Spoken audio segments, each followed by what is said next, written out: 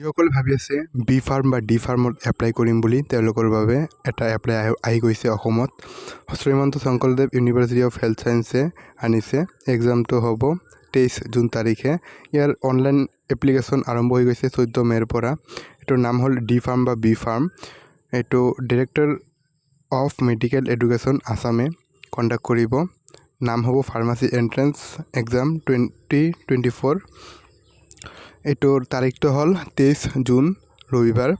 Exam চেণ্টাৰসমূহ হ'ল Guwahati, Dibrugarh, Silchar, Jorhat, Barpeta, Tezpur, Diphu, Lakhimpur, Dhubri, Kokrajhar. Helpline number দিয়া আছে। আপোনালোকৰ এজ 17 বছৰ হ'ব লাগিব মিনিমাম, আৰু তাৰোপৰি আপোনালোকে হাই ছেকেণ্ডাৰী ছায়েন্স ষ্ট্ৰীমৰ পৰা পাছ কৰিব লাগিব। আপোনালোকৰ ইয়াত ফিজটো দিয়া আছে এনেকুৱা।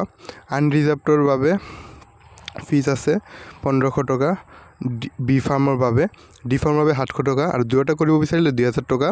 SC ST এইসকলৰ বাবে 1200 টকা বি ফাৰ্ম, আৰু ডি ফাৰ্মৰ বাবে 550 টকা, আৰু দুয়োটা কৰিব বিচাৰিলে 1600 টকা। কেনেদৰে এপ্লাই কৰিব ইয়াত দিয়া আছে লিংকসমূহ। এইটো চাব পৰা আপোনালোকে টাইমিংটো কেনেকুৱা হ'ব।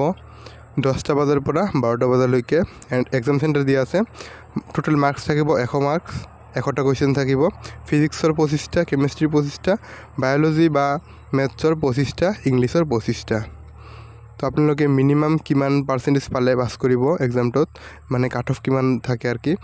SC STৰ বাবে, জেনেৰেলৰ বাবে থাকে 50%, SC STৰ বাবে 40%, আৰু আনৰিজাৰ্ভ PWD এসকলৰ বাবে 45% থাকে। তো এইখিনি আছিল আজিৰ ভিডিঅ'টো। যদি ভিডিঅ'টো চাই ভাল পালে চেনেলটো ছাবস্ক্ৰাইব কৰিব, আৰু এনেকুৱা ভিডিঅ'ৰ বাবে চেনেলটো ছাবস্ক্ৰাইব কৰি দিব, আৰু ভিডিঅ'টো শ্বেয়াৰ কৰি দিব। ধন্যবাদ।